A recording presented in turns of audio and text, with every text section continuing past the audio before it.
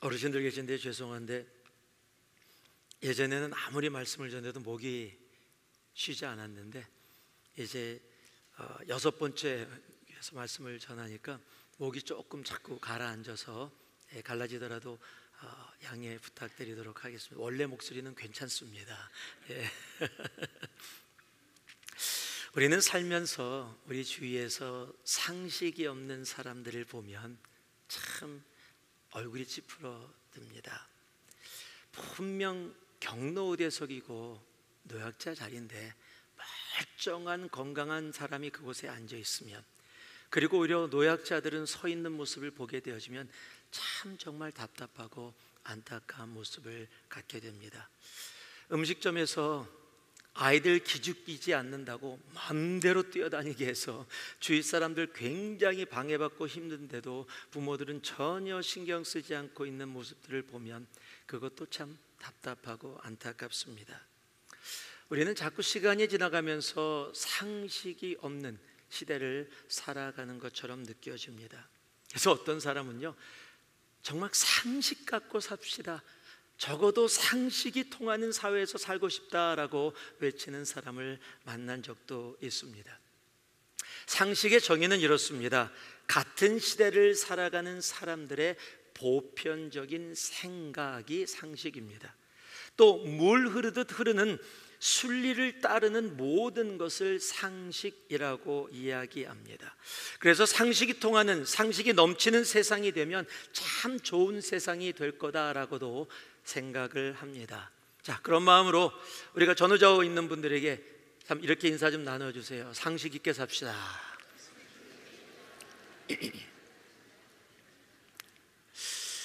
여러분, 상식이 분명 이 땅을 살아가는 사람들에게 필요합니다. 그런데 여러분, 하나님은 예수 그리스도의 제자된 우리 교회에게 세상이 말하는 상식 그 이상의 것을 언제나 말씀하고 계시다라는 사실입니다. 여러분, 오늘 말씀은 교회를 조금만 다녔으면 누구나 잘 아는 오병이어의 기적이라고 불려지는 그러한 이야기가 적혀있는 성경입니다. 여러분, 오병이어의 기적이 얼마나 중요하고 주님께서 오병이어의 기적을 통해서 우리에게 말씀하시고자 원했는지 사복음서에 다 기록이 되어 있습니다. 마태복음부터 요한복음까지 기록이 됐는데 같은 내용을 기록하고 있지만 각 복음서가 조금 다른 시각에서 바라보면서 같은 내용을 기록하고 있습니다. 오늘 요한복음은 우리가 함께 읽었듯이 예수님께서 제자들을 시험하시려고 라는 말을 사용하면서 지금 오병이어의 기적을 우리들에게 말씀하고 있습니다. 참 이상하지 않습니까? 아니, 예수님이 왜 제자를 시험하십니까? 이 시험이라는 단어 때문에 성경을 읽으면서 간혹 가다가 사람들이 오해를 할 때가 있습니다. 이 시험이라는 단어는 신약 헬라어로 보편적으로 두 가지 단어가 사용되어집니다. 첫 번째 단어가 도키마조라는 단어고요, 두 번째 단어가 페이라조라는 단어입니다. 이 도키마조라는 이 단어, 이게 헬라어이지만 좀 여러분 이렇게 들으면은 잘 잊어버리잖아요. 여러분 쉽게 기억할 수 있게 설명해 드릴게요. 도키마조는 어떻게 기억하시면 되냐면 도끼를 맞는다. 그러면 기억하기가 쉬우십니다. 페이라조는 페이라도 달라, 페이라조 이러면 기억할 수가 쉽습니다. 근데 이 도키마조, 페이라조라는 단어가 번역이 되면 시험, 테스트라는 단어로 번역이 되는데 이 도키마조라는 단어는 보편적으로 연단을 통한 성장을 이야기할 때 사용되어지는 단어입니다. 페이라조라는 단어는 유혹을 통해서 넘어뜨리려고 할 때 사용되는 단어가 보편적으로 페이라조라는 단어가 사용되어집니다. 그런데 우리가 알아야 될 것은 그것은 보편적인 의미일 뿐 성경 전체에서는 도키마조와 페이라조가 의미가 섞이면서 사용되어질 때가 많이 있다라는 겁니다. 그러면 어떻게 이해를 합니까? 그럴 때는 성경의 문맥을 보면서 그 단어의 의미를 이해할 수 있어야 합니다. 그것은 헬라어뿐만 아니라 우리가 살고 있는 미국 땅의 영어도 그런 단어들이 많이 있습니다. 제가 한 단어를 이야기할 테니까 여러분 머리에 떠오르는 의미를 한번 얘기해 주세요.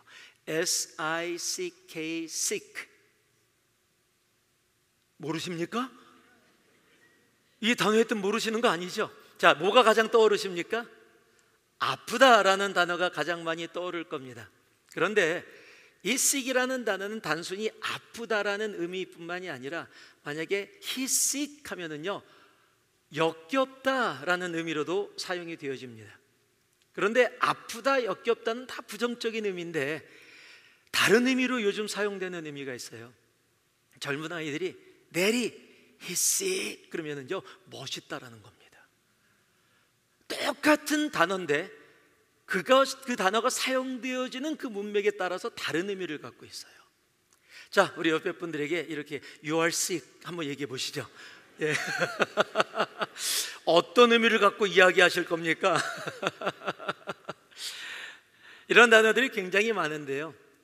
CHILL, chill이라는 단어, 보편적으로는 춥다라는 단어입니다. 그런데 chill이라고 얘기하면 흥분하지 마라고 이야기될 때도 동일하게 사용되어지고요. 또 젊은 아이들이 he's chill이라고 하면은 굉장히 어떤 상황에 넉넉하다, 느긋하다라는 의미로도 사용되어집니다. 오늘 본문에 사용된 시험하셨다라는 단어가 그렇습니다. 여기에 쓰여진 단어가 페이라조입니다. 페이라조는 유혹을 통해서 넘어뜨린다라는 보편적인 의미를 갖고 있다고 이야기했어요. 그걸 그냥 단어 의미로 본다면 예수님이 빌립을 시험해서 유혹해서 넘어뜨린다라고 해석이 되어질 수 있어요. 그렇지 않다라는 겁니다. 주님께서 페이라조라는 단어를 통해서 지금 우리들에게 주시고자 하는, 제자들에게 가르치고자 하는 하나님의 의미가 담겨 있기에 페이라조라는 그 시험이라는 단어를 통해서 지금 말씀하시는 것이 있어요. 그것이 뭐냐면요, 주님의 교회는 상식이 아니라 믿음으로 사는 것임을 분명하게 제자들에게 알게 하시고자, 그리고 지금을 살아가고 있는 바로 우리들 교회에게 알게 하시고자 주님께서 그렇게 하셨다라는 사실입니다. 조금 전에도 말씀드렸지만 상식은 우리가 세상을 살아가는데 분명히 필요합니다. 상식이 없으면 정말 짜증나고 힘들 때가 많습니다. 특별히 몰상식한 사람들이 주위에 있으면 정말 답답하고 화가 나기도 합니다. 그러나 여러분, 상식이 우리가 살아가는데 필요하긴 하지만 주님의 몸된 교회는 그 상식 안에 머물러 있는 존재가 아니라는 사실입니다. 예수님을 믿고 따르는 순간부터 교회는 상식의 존재가 아니라 믿음의 존재이기 때문입니다. 그래서 우리는 상식으로 사는 교회가 되어서는 안 됩니다. 우리는 믿음으로 살아야 합니다. 세상의 상식을 넘어 믿음으로 살아가는 교회이어야 합니다. 그래서 오늘의 말씀의 제목이 교회는 믿음입니다. 자, 한번 따라해 보실래요? 교회는 믿음입니다. 교회는 믿음입니다. 제가 2부 때도 같이 했었는데 저는 좀 이렇게 주먹 쥐는 걸 좋아합니다. 싸우자는 게 아닙니다. 내 의지를 나타내서. 그래서 한번 이렇게 주먹을 쥐어보시고 앞에 교회는 믿음입니다. 교회는 믿음입니다. 서로 보시면서 교회는 믿음입니다.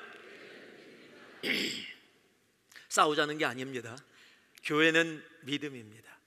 오늘 말씀을 통해 정말 믿는다고 교회로 모여진 우리들이 세상이 이야기하는 상식으로 살아가는 존재가 아니라 믿음으로 살아가는 우리가 되어지기를 살아계신 예수 그리스도의 이름으로 축복합니다. 오늘 여러분들이 주보를 받으셨는데 주보에 보면 오늘 말씀이 6포인트로 되어 있습니다. 6개로 되어 있습니다. 부흥의 기간 동안 제가 3포인트로 매일 1시간씩 설교했습니다. 단순한 계산을 따진다면 6포인트면 2시간을 말씀을 나눠야 하는 포인트입니다. 걱정하지 않으셔도 됩니다. 저도 상식 있는 사람입니다.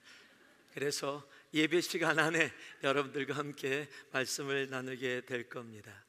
대체 주님은 왜 시험이라는 단어를 사용하시기까지 제자들에게 상식이 아닌 믿음을, 그리고 지금을 살아가는 우리 교회에게 알게 하기를 원하셨을까요?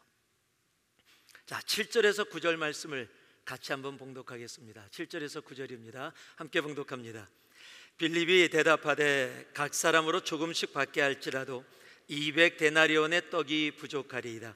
제자 중 하나 곧 시몬 베드로의 형제 안드레가 예수께 여짜오되 여기 한 아이가 있어 보리떡 5개와 물고기 2마리를 가지고 있나이다.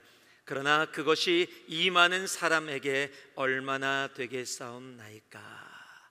주님께서 상식이 아닌 믿음으로 살기를 원하시는 이유가 바로 여기에 있습니다. 한번 따라해 주시기 바랍니다. 상식은 부족함을 봅니다. 여러분, 지금 5,000명을 주님께서 빌립에게, 제자들에게 먹이기를 원하십니다. 그 이야기를 듣고 빌립이 쫙 파악을 금방 합니다. 사람들에게 조금씩 받는다고 할지라도 200데나리온이 부족합니다라고 주님이 말씀하셨는데, 지금 거의 10,000명이 넘는 사람들이 모여 있는데 금방 파악이 끝나요. 참 이런 분들 많아요. 뭐 이야기하면 다 계산 다 해서 다 가져옵니다. 제가 남가주에서 청년교회를 할 때 새가족반에 한 청년이 있었습니다. 형제가 있었는데 하루는 그 형제가 저한테 막 달려오는 거예요. 그랬더니 목사님 그래. 그래서 왜 그래? 그랬더니 목사님, 새가족이 한 명 왔는데요. 누구? 저 친구요. 그런데 왜? 저 친구 머리끝부터 발끝까지 합치면 2만 불이에요. 무슨 말이야? 그랬더니요, 입고 있는 옷과 신이 전부 다 메이커가 있는 것들이에요. 전부 다 비싼 거라서 지금 머리끝부터 발끝까지 2만 불이래요.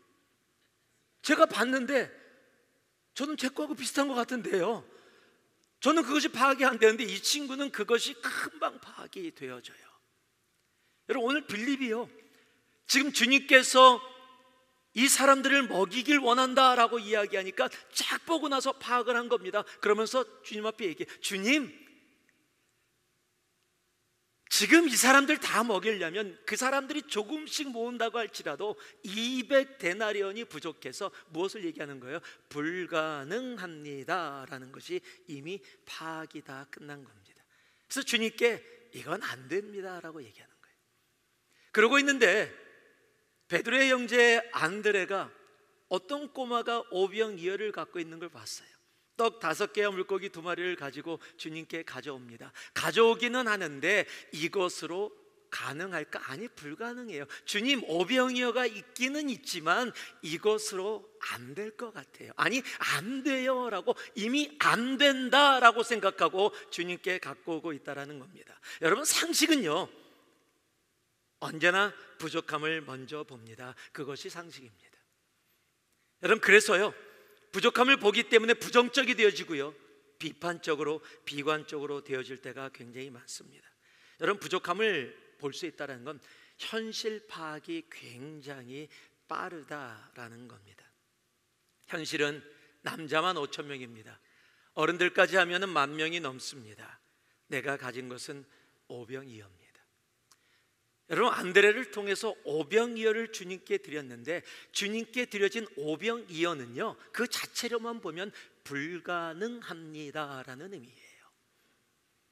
우리는 오병이어의 기적을 말하지만은요, 오병이어 자체는 불가능이라는 사실입니다. 그리고 불가능합니다의 상식선의 고백 이상의 다른 것이 아니라는 겁니다. 여러분, 오병이어의 기적이 되기 위해서는요, 우리의 상식을 넘을 수 있어야 합니다. 부족함을 보는 나의 시선을 넘을 수 있어야 합니다. 여러분, 상식은 필요합니다. 그러나 상식으로는 절대 5,000명이라는, 10,000명이라는 현실의 벽을 넘을 수 없기 때문입니다. 우리는 상식을 가지고 세상을 바라볼 때가 참 많이 있습니다. 제가 사는 곳은 엔지니어들이 굉장히 많은 곳입니다. 엔지니어들이 많다 보니까 엔지니어들은 이 상식선에서 모든 것을 바라볼 때가 많이 있습니다. 그래서 모든 것을 상식으로 해석합니다. 저도 아이폰을 쓰고 있는데 여러분, 아이폰을 바라볼 때, 우리 아이폰 여러분 보면은 뭐 삼성폰도 마찬가지지만 계속 업데이트이 되어집니다. 거의 완성됐다고 나왔음에도 불구하고 시간이 지나면 계속해서 부족한 부분을 찾아서 업데이트를 시킵니다. 그럼 그것이 이 엔지니어링 마인드를 가지고 있는 많은 사람들의 모습이에요. 그래서 이렇게 바라보면은요, 모든 걸 보면서 10가지 중에 9가지가 완전한데 한 가지가 부족하면 부족한 곳을 바라보기 시작해요. 그래서 이것이 부족하다. 그래서 대화 중에서도 너무너무 좋아요, 그런데가 꼭 나와요. 너무너무 좋아요, 당신은 정말 아름다워요, 그런데 이러면 지금 아름다운 게 목적이 아니에요. 그 다음이 이야기입니다. 언제나 상식은 그래서 부정적이 되어지고 비판적이 되어지고 비관적이 되어집니다. 그런데 우리들이 기억해야 될 것이 있습니다. 상식은 부족함을 보지만, 한번 따라해 주시기 바랍니다. 믿음은 넘침을 봅니다. 10절에서 13절 말씀을 제가 읽어드릴 텐데요, 예수께서 이르시되 이 사람들로 앉게 하라 하시니 그곳에 잔디가 많은지라 사람들이 앉으니 수가 5,000명쯤 되더라. 예수께서 떡을 가져 축사하신 후에 앉아있는 자들에게 나눠주시고 물고기도 그렇게 그들의 원대로 주시니라. 그들이 배부른 후에 예수께서 제자들에게 이르시되 남은 조각을 거두고 버리는 것이 없게 하라 하시므로 이에 거두니 보리떡 5개로 먹고 남은 조각이 12바구니에 찼더라. 여러분, 지금 이 상황을 보면은요, 문제가 되는 것은 제자들이 아닙니다. 예수님이 문제예요. 여러분, 상식선에서 지금 바라보면은 주님이 문제입니다. 지금 제자들이 가지고 있는 것은 오병이어 뿐입니다. 그런데 주님은 지금 10,000명이 넘는 사람들을 먹이라라고 말씀하고 계시기 때문입니다. 제자들이 처한 현실에서 바라보면 이거는 지금 말도 안 되는 상황이에요. 답답한 겁니다. 대체 주님 왜 이러시는지, 지금 현실적으로 이거 불가능한 일을 왜 주님은 지금 하라고 하시는지. 여러분, 다른 이 복음서에서 오병이어의 기적을 이야기할 때 이런 내용이 나옵니다. 제자들이 주님 앞에 와서 사람들이 배고파하니까 각자 마을로 돌아가서 그곳에서 각자 식사를 할 수 있도록 좀 보냈으면 좋겠다라고 이야기합니다. 그랬더니 주님이 그래라 라고 당연히 이야기할 줄 알고 제자들이 이야기했는데, 성경에 뭐라고 기록되어 있냐면 너희가 그들에게 먹을 것을 주라 라고 이야기합니다. 여러분, 말도 안 되는 얘기거든요. 10,000명이 넘는 사람들을 지금 제자들이 어떻게 먹일 수가 있어요? 불가능한 겁니다. 그런데 주님은 그렇게 말씀하십니다. 왜냐하면 보는 관점이 다르기 때문입니다. 제자들은 사람이 많아서 내가 가진 것으로 먹일 수 없다라는 불가능, 상식의 불가능을 보고 있었습니다. 그런데 우리 주님은 이미 차고 넘침을 보고 있었다는 사실이에요. 여러분, 믿음으로 세상을 바라보면 사람의 마음이 넉넉해집니다. 그래서 부족함을 보지 않고 넘침을 바라보기 때문에 쭉 둘러봤더니 잔디가 넓어요. 사람들을 다 앉힐 수 있을 것 같아요. 그래서 사람들 보고 앉으라라고 이야기합니다. 여러분, 제자들은 그러면 당황스러운 거예요. 지금 서 있는 사람들에게 갔다 와라 라고 하면 괜찮은데 앉으라고 이야기하는 건 먹을 것을 주겠다는 얘기입니다. 여러분, 사람이 기대를 하게 되면, 기대를 했다가 기대가 채워지지 않으면 더 화가 나는 거예요. 지금 사람들은 앉았습니다. 그럼 뭔가 먹을 것을 줘야 되는 상황이 되어진 거예요. 지금 그 상황을 누가 책임지고 있는 것처럼 느껴져요? 제자들이 해야 되는 것처럼 느껴지게 되어지는 겁니다. 이러니까 화가 나는 거예요. 여러분, 상식으로 바라보고 있는 사람들은 이런 사람들 만나면 짜증납니다. 대책 없이 일 벌린다고 생각해요. 대체 아무 대책 없이 일을 벌려갖고 이거 우리 보고 어떻게 책임지라고, 우리 보고 먹이라고 하는데 지금 먹을 것은 아무것도 없는데 오병이어밖에 없는데 왜 일은 벌리고 우리 보고 책임지라고 하나 라고 생각하면서 정말 짜증나고 힘들고 어렵습니다. 여러분, 그런데 주님이 나중에 또 한마디 더 하시는 게 뭔지 아세요? 다 먹고 난 후에 남은 게 있을 거다. 남은 것을 다 걷어들여라 라고 얘기해요. 지금 전체 상황을 보면서 제가 이 말씀을 받다가 혼자 피식 웃었어요. 이런 장면이 생각이 났어요. 이 학교의 일진들이 사람들을 괴롭히는 그런 때가 있잖아요. 괴롭히는 애 불러다가 빵을 사갖고 오게 합니다. 그래도 100원만 줍니다. 그리고 너 빵 사고 우유 사고 남은 돈은 너 가져와. 말도 안 되는 이야기를 하는 것처럼 꼭 주님이 그렇게, 제자들에게는 그렇게 느껴지는 것 같아요. 아무것도 없는데 이제 주님은 벌써 남은 것들을 걷게 하시는 것을 보고 계세요. 그런데 그렇게 했더니 성경이 뭐라고 기억하고 있죠? 12바구니를 더 걷게 되어줍니다. 여러분, 주님은 처음서부터 먹고 남는 것, 즉 넘쳐남을 보고 계셨습니다. 여러분, 믿음은 넘침을 봅니다. 그래서 내가 오병이어밖에 없고 내 현실은 10,000명이 넘는 사람들인데도 믿음은 넉넉하고 여유가 있습니다. 조바심을 갖지 않습니다. 여러분, 그렇다고 해서 믿음이 부족함을 무시하거나 모르는 것이 아닙니다. 믿음도 현실을 정확하게 보고 있습니다. 그런데 그 현실 때문에 실망하거나 낙담하거나 좌절하지 않습니다. 왠지 아십니까? 자, 한번 따라해 주세요. 믿음은 하나님의 능력을 봅니다. 11절을 보니까요, 예수께서 떡을 가져 축사하신 후에 앉아있는 자들에게 나눠주시고 물고기도 그렇게 그들의 원대로 주시니라. 여러분, 같은 오병이어인데 제자들은 부족함을 보았어요. 오병이어를 보았기 때문입니다. 그런데 주님은 같은 오병이어를 가지고 하나님께 가져가 축사, 감사의 기도를 올립니다. 여러분, 어떻게 감사할 수 있을까요? 지금 오병이어밖에 없는데 내 현실은 10,000명이 넘는 사람들을 먹여야 되는데 어떻게 감사할 수 있을까요? 바로 주님은 하나님의 능력을 바라보고 있었기 때문입니다. 우리 하나님은요, 오병이어를 가지고 있어도 5,000명뿐만 아니라 50,000명, 500,000명, 500만 명, 5억 명이라도 먹일 수 있는 분임을 분명히 알고 있었기 때문입니다. 여러분, 믿음은요, 눈을 현실에 머물러 놓지 않습니다. 믿음은 하나님을 바라봅니다. 하나님의 능력을 바라봅니다. 여러분, 그래서 다윗이요, 시편 23편 1절에 뭐라고 고백합니까? 여호와는 나의 목자시니 내게 부족함이 없으리로다. 여러분, 여호와 하나님이 나의 목자 되시니 내게 부족함이 없는 겁니다. 내 삶의 어떤 분야, 모든 것 가운데서도 아무 부족함이 없다라고 고백하는 겁니다.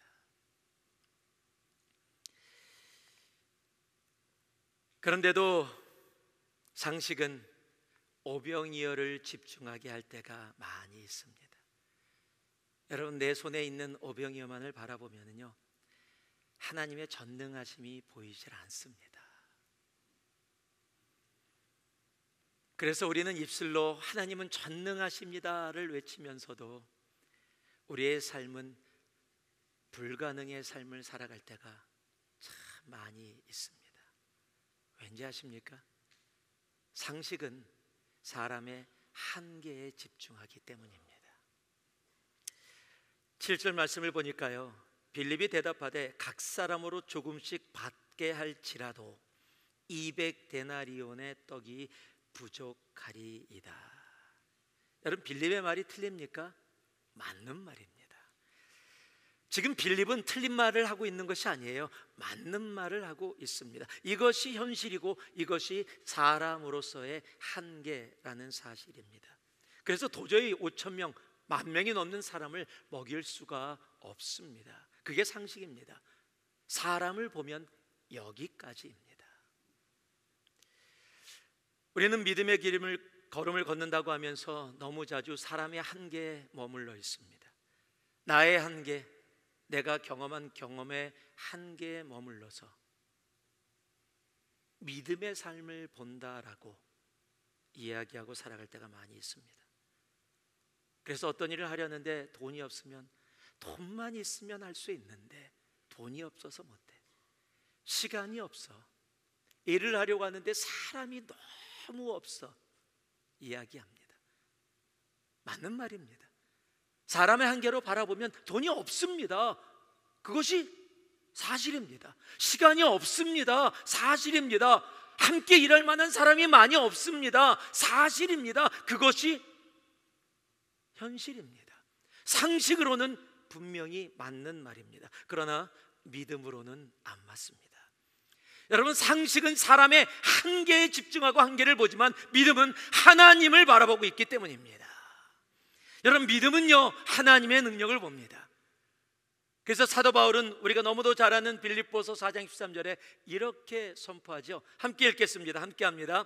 내게 능력 주시는 자 안에서 내가 모든 것을 할 수 있느니라. 아멘. 여러분, 내 능력이 아닙니다. 내 힘이 아니에요.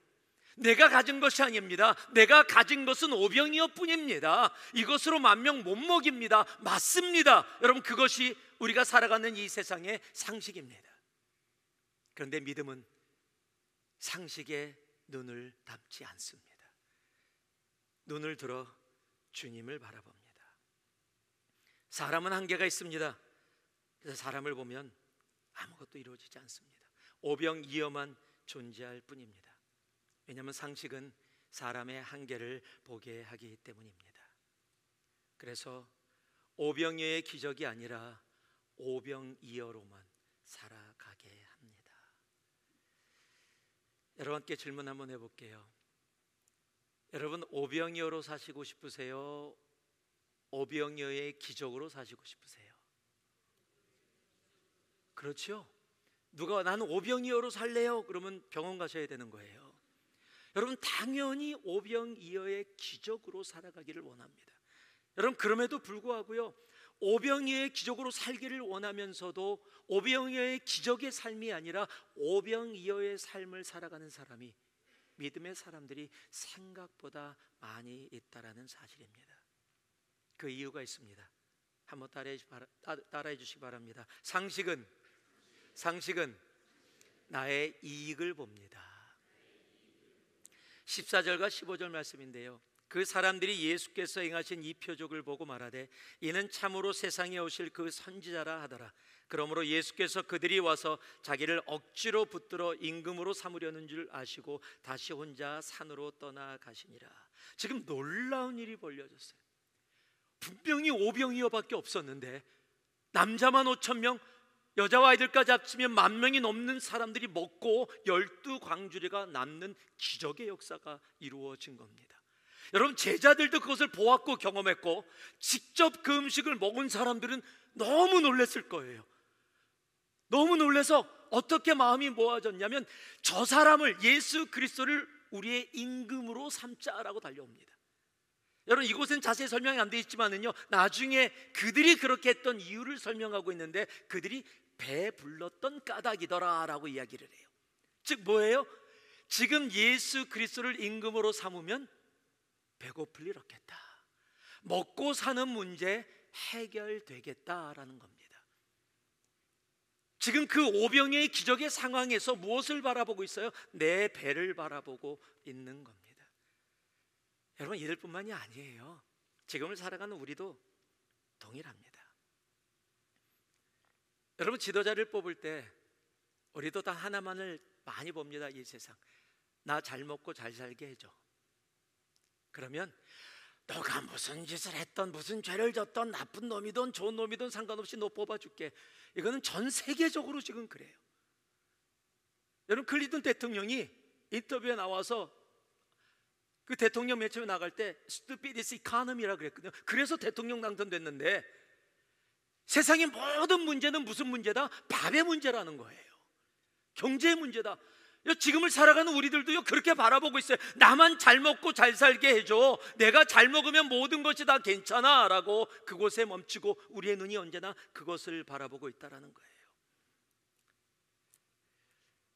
여러분, 세상 사람들은요, 왕이신 주님을 왕으로 모시기 위해서 달려갔던 것이 아니라 그를 통해서 내 배를 채우고 싶은 나의 이익 때문에, 이 사람이 왕 되면 나 굶을 일 없겠다라고 생각했기 때문이에요. 한 개척교회 목사님이 계셨습니다. 사모님과 두 아이를 데리고 외진 조그만 건물의 지하에 개척교회를 시작하게 됐어요. 첫 주일을 맞이했는데 사모님과 아이 둘만 있습니다. 그래도 개척에 뜨거움이 있었기에 이 사모 한 명이 나에겐 만 명이다 라고 생각하고 복음을 전하기 시작하고 주일날 말씀을 선포합니다. 근데 그것도 하루 이틀이지요. 1년이 지났는데도 사모하고 두 아이예요. 이러면 지치고 힘듭니다. 한번 어떤 개척교회 목사님하고 얘기했더니 그 아픔을 이야기하면서 그렇게 얘기하시더라고요. 말씀을 전하다가 자꾸 눈이 가는 데가 있대요. 뒤에 문이래요. 말씀을 전하다가 문을 보면서 누구 안 들어오나 오늘. 자꾸 마음이 그렇게 생긴대요. 그런데 어느 주일날이요, 말씀을 지친 가운데 전하고 있었는데 복도를 내려오는 발자국 소리가 들린 거예요. 갑자기 기대가 올라옵니다. 혹시 우리 교회에 들어오는 사람인가? 그런데 이게 웬일입니까? 정말 문이 열리고 한 사람이 들어옵니다. 할렐루야. 여러분, 지금 어른이 사모 한 명이었는데 지금 100%의 부흥이 이루어진 겁니다. 지금 2명이 된 거예요. 이 목사님이 그날 말씀에 불을 토합니다. 엄청나게 말씀을 전하고 나서 예배 끝나자마자 그 사람에게 달려가 막 환영을 하면서 가지 마시라고 막 커피도 대접하고 다가도 대접하면서 막 이야기를 나눕니다. 그러다가 묻습니다. 어떻게 우리 교회는 간판도 없고 외진 건물 지하에 있어서 오기가 쉽지 않고 찾기가 쉽지 않은데 어떻게 오게 됐냐고. 그랬더니 그분이 이렇게 이야기합니다. 저는 교회를 안 다니는 사람입니다. 그런데 우리 동네 큰 길가 모퉁이에 아주 유명한 점집이 있는데 제가 점을 보러 갔습니다. 그런데 점쟁이가 저를 보자마자 당신은 예수 믿어야 살아 그러더래요. 그리고 소개시켜 준 겁니다. 이 교회를, 교회 가라고. 점쟁이가 전도해 줬어요. 목사님이 그 얘기를 듣고 이게 무슨 얘기지? 기가 막혀 생각하신 겁니다. 그러고 그냥 그래도 신경 안 썼어요. 그런데 매주 한 주 한 주 시간이 지나면서 새로운 사람들이 계속 오기 시작하는데 굉장히 많은 사람들이 그 점쟁이가 가르쳐줘서 오는 사람이에요. 점쟁이의 전도로 교회가 부흥이 되고 있는 겁니다. 목사님이 너무 궁금했어요. 대체 이 사람이 누군데 왜 우리 교회 사람을 보내주나? 그래서 한 번은 주일 예배를 마치고 그 점쟁이 그 점집 앞에 갔습니다. 한번 들어가서 묻고 싶은데 괜히 목사가 들어갔다가 사람들이 보면 목사가 점치러 들어갔다고 오해받을 수 있으니까 들어가지도 못하고 망설이다가 계속 돌아오게 되어졌어요. 그래도 궁금한 게 안 풀리는 겁니다. 한 주일날 그날 가서도 앞에서 망설이다가 아니지 그러고 돌아섰는데 갑자기 점집 문이 열리더니 김 목사님 자기를 아는 거예요. 이리 들어오라고 엉겹결에 잡혀서 점집으로 들어갔습니다. 커피도 내오고 다가도 내오고 막 헌대를 해주는 거예요.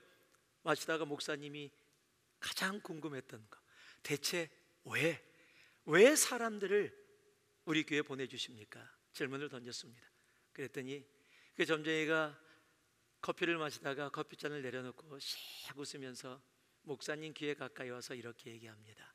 당신이나 나나 신으로 빌어먹고 사는 존재인데 우리 서로 돕고 삽시다 그러더래요. 여러분께 한번 묻고 싶습니다. 예수 왜 믿으십니까? 여러분, 예수 왜 믿으십니까? 예수 믿으면 우리 아들, 딸들 잘 자라서 좋은 대학교 가고 좋은 직장 잡아서 너무 늦지 않게 좋은 짝 만나서 좋은 가정 이루고 우리에게 효도 잘하며 살 수 있기를 바라는 마음으로요. 예수 믿으면 내가 하고 있는 비즈니스 아주 잘 풀려서 내 시작은 미약했으나 내 나중은 심히 창대하리라. 대박 나는 그 일을 바라서요. 예수 믿으면 내가 꿈꾸고 있는 모든 것들 다 잘 풀려서 모든 것이 다 좋은 것으로 나가기를 바라서요. 여러분, 예수를 믿는다는 게 무엇입니까? 여러분, 주님은 이 땅에 오실 때 자신의 생명을 우리를 위해서 내어주시는 생명의 손해를 각오하고 이 땅에 오셨습니다. 하나님 입장에서는 독생자 아들 예수를 죽기까지 영원한 지옥에 갈 수밖에 없는 우리들을 영원한 생명으로 옮기시기 위해서 그 아들을 십자가에 피 흘려 그 고통 속에, 그 아픔 속에 죽기까지 희생하시고 손해보시며 이 땅에 오셨습니다. 여러분, 믿음은요, 나 배부르기 위한 게 아니에요. 여러분, 믿음은요, 내가 원하는 이익을 얻기 위해서, 내가 바라는 것을 이루기 위해서 내가 예수 믿고 나아가는 것이 아니에요. 여러분, 예수님이 손해를 보기 위해 이 땅에 오셨다면 그 십자가를 지고 따르는 교회도 손해를 보는 것을 기쁨으로 여기며 주님을 향해 달려갔더니 주님이 우리의 삶 속에 이루시고자 원하는 것을 위해서 하늘의 문을 여시고 필요를 우리에게 채워주시며 하늘의 축복과 은혜로 우리와 함께 주시는 거예요. 여러분, 예수를 믿는 건 나 배부르기 위한 것이 아니에요. 여러분, 주님께서 오병이어의 기적을 우리들에게 보여주신 것은요, 믿음의 사람, 하나님의 교회가 이 땅 가운데서도 하나님의 나라를 살아가는 것이 어떤 것인지를 우리들에게 분명하게 알게 하기 위해서 오병이어의 기적을 우리들에게 보여주시는 겁니다. 여러분, 오병이어의 기적은 나 중심이 아닙니다. 오병이어의 기적은 하나님의 나라입니다. 그런데 상식은 언제나 나의 이익을 앞자리에 둡니다. 그래서 상식은 모든 세상이 나를 중심으로 돌아갑니다. 모든 게 납니다. 예배를 드리고도 내가 원하는 것을 얻었나 얻지 못했나, 오늘 예배가 나에게 좋았나 좋지 않았나, 다 나 중심이에요. 여러분, 예배의 주인은 하나님이신데 예배의 주인이 내가 되어져서 내가 원하는 것을 얻지 못했기 때문에 짜증나고 힘들고 아니다라고 이야기를 해요. 여러분, 예배의 중심은 하나님입니다. 내가 어떻게 하나님 앞에 나의 제사를, 영적인 제사를 올바로 올려드릴 수 있을까? 여러분, 상식은요, 언제나 나의 이익을 중심으로 돌아가기에 이익이 있느냐 없느냐로 결정을 합니다. 상식은 나를 벗어나지 않습니다. 그런데 우리가 꼭 기억해야 할 것이 있습니다. 마지막입니다. 믿음은 하나님의 길을 봅니다. 15절 말씀입니다. 그러므로 예수께서 그들이 와서 자기를 억지로 붙들어 임금으로 삼으려는 줄 아시고 다시 혼자 산으로 떠나가시니라. 여러분, 사람들이 예수님을 왕으로 삼으러 달려옵니다. 그랬더니 예수님이 떠나가세요. 아니, 왜 떠나가시죠? 가만히 계시면 사람들이 예수 그리스도를 왕으로 인정하게 되어질 건데, 그럼 모든 것이 풀려지는 것이 아닌가요? 근데 왜 주님이 떠나가시죠? 가만히 계시면 왕이 되시는데요, 그것이 하나님이 말씀하신 길이 아니었기 때문입니다.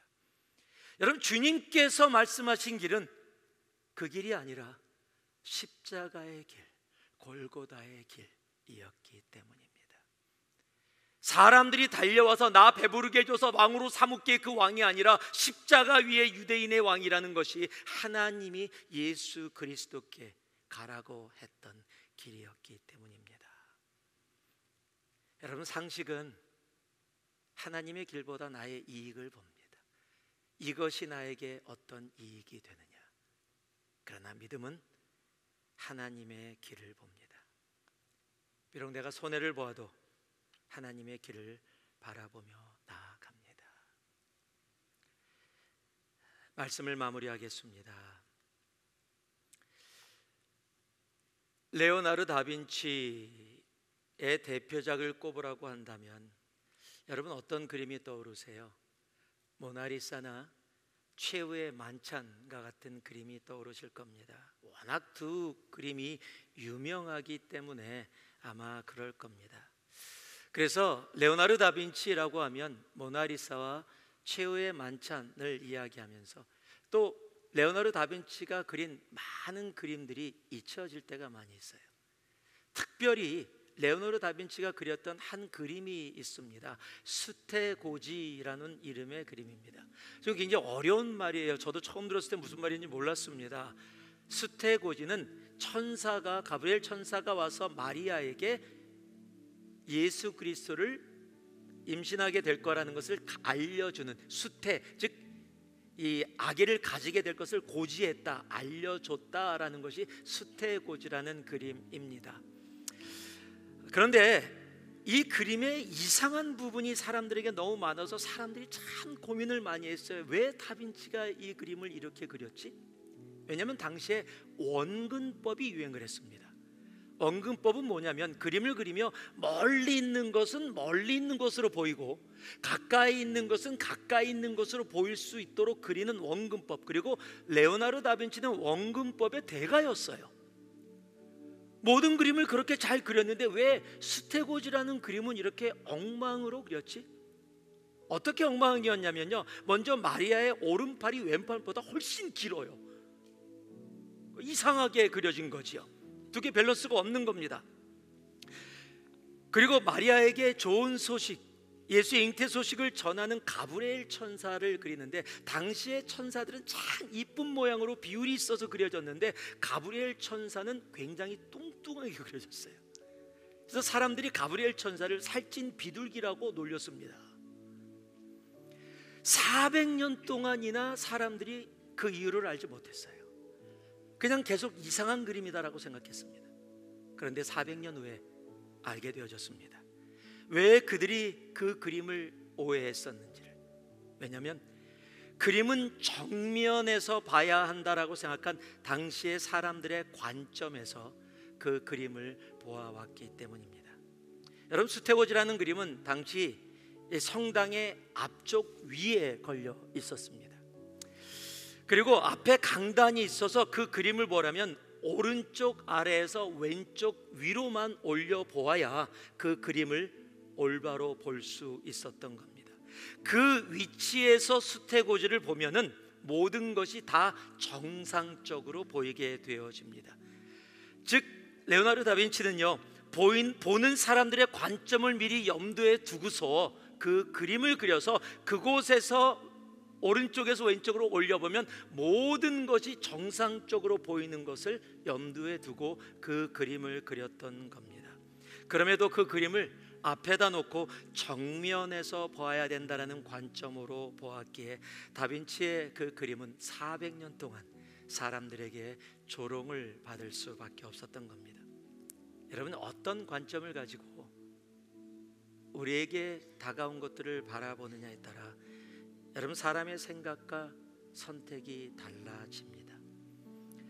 무엇을 할지, 어떻게 살아야 할지는 우리가 어떤 관점을 가지고 바라보느냐로 결정되기 때문입니다. 여러분, 교회는 세상의 상식이라는 관점에서 바라보는 게 아닙니다. 믿음입니다. 여러분, 믿음의 관점에서 바라보는 거예요. 우리가 너무도 잘 아는 히브리서 12장 2절에는요, 믿음의 주였다 온전케 하신 예수를 바라보라라고 이야기합니다. 여러분, 예수 그리스도를 무슨 주라고요? 믿음의 주라고 이야기해요. 그래서 믿음의 주인 예수를 바라보면 예수님의 관점, 시각으로 바라보게 되어지고요, 사람들은 불가능하다고 하는데 우리 주님의 시각으로 바라봤더니 가능함을 보게 되어지는 거예요. 여러분, 예수를 믿는 교회된 우리들은요, 세상이 이야기하는 상식을 가지고 교회로 가지고 오는 것이 아니에요. 세상은 이렇게 살던데요라고 이야기하는 것이 아니라는 겁니다. 교회는 믿음으로 바라보는 겁니다. 믿음으로 바라봐. 모든 것을 바라보기 시작할 때 하나님이 우리를 향해서 예비하신 그 놀라운 것들을 제대로 바라보고 나아갈 수 있게 되어지는 겁니다. 제가 한 찬양을 참 좋아합니다. 나는 믿네라는 찬양이에요. 근데 그 찬양의 가사가 굉장히 좋은 가사가 있어요. 어떻게 이런 가사를 썼을까라고 생각될 정도로 중간 부분입니다. 내 앞에 바다가 갈라지지 않으면 주가 나로 바다 위 걷게 하리. 여러분, 내가 지금 앞에 섰는데 내 앞에 바다가 있어요. 뒤에서는 적들이 쫓아옵니다. 나는 수영을 할 줄 몰라서 뛰어서 수영도 하지 못합니다. 지금 이 상태가 되어지면 나는 죽을 수밖에 없어요. 그럼 우리는 보통 하나님 이게 뭡니까? 출애굽 시켰으면 살게 해야지.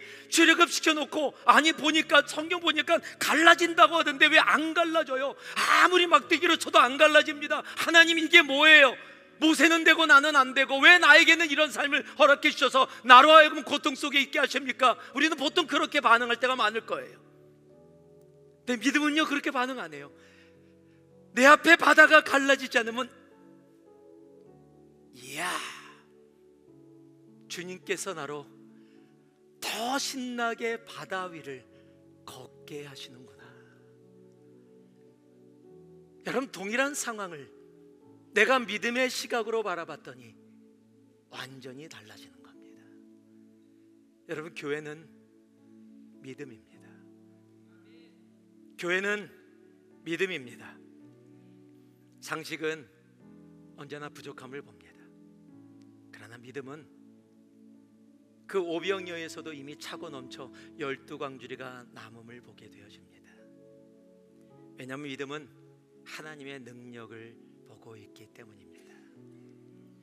상식은 사람의 한계에 집중하고 거기에 꽂혀 있습니다. 그래서 조금이라도 이 상황에서 내가 이익을 가져가야 살 수 있다고 생각해서 내 배 채우는 것, 나의 이익에 집중하게 되어집니다. 그런데 믿음은 하나님의 길을 봅니다. 비록 손해나는 십자가의 길을 알지라도 그 길을 따라갑니다. 다시 한번 따라해 주실래요? 교회는 믿음입니다. 교회는 믿음입니다. 우리 다 같이 일어나셔서 이 찬양 가운데 우리의 믿음을 고백하며 정말 주님 앞에 나아갈 수 있는 우리 모두가 되기를 소망합니다. 내게 허락하신 시련을 통해 이 가사 하나하나가 오늘 교회된 우리로서 주님을 향한 온전한 고백이 되어지기를 진심으로 소망합니다. 함께 고백하겠습니다.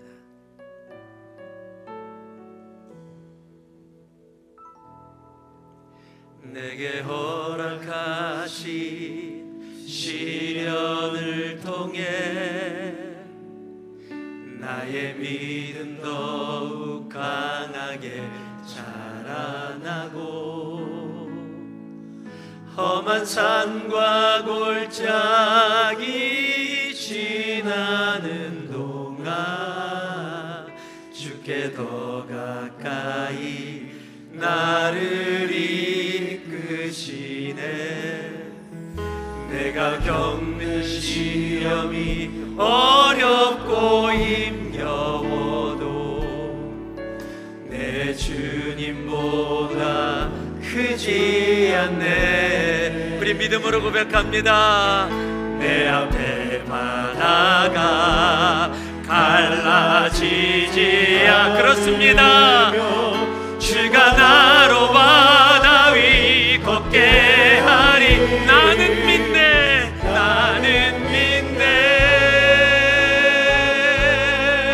주의 능력으로 내 삶 새롭게 되리. 나는 믿네. 주의 능력으로 담대히 나가리라. 주